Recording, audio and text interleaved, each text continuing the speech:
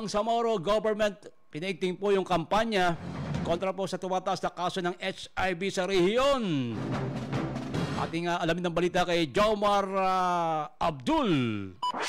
Target on air. Live report. Jomar. Mas pinaigting pa ng Bangsamoro government ang kampanya nito laban sa tumataas na bilag na mga kaso ng HIV sa rehiyon. Umabot na sa 565 ang naitatalang kaso ngayon na 2025 ayon sa Ministry of Health to MOH BARM.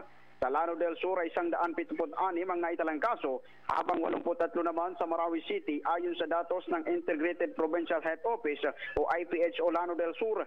Dahil dito nagsagawa ang MOH BARM ng Forum on HIV/AIDS with Islamic context at dua gatherings na matsakot sa Marawi City upang magbigay ng tamang impormasyon sa publiko. Hihikayatin ang early testing at labanan ng stigma na nakapaloob sa nasabing sakit. Sa Puron, tinalakay ni na Dr. Zura Di Sumimba at nurse Umaylin Abdul Malik ang wastong impormasyon tungkol sa HIV habang si Ustad Muhammad Makaraya Bani naman ang nanguna sa panalangin para sa mga biktima ng AIDS.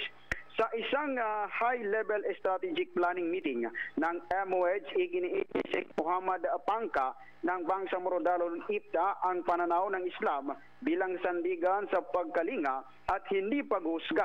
Ang HIV isang medikal na kondisyon, hindi kasalanan. Islam teaches compassion, not judgment.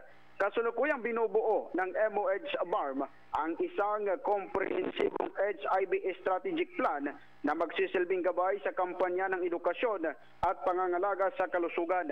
Sinusuling din ng Ministry ang integrasyon ng religious guidance sa mga kampanya sa kalusugan upang maging mas epektibo ang culturally sensitive ang mga mensahe sa mga mamamayan ng Bangsamoro.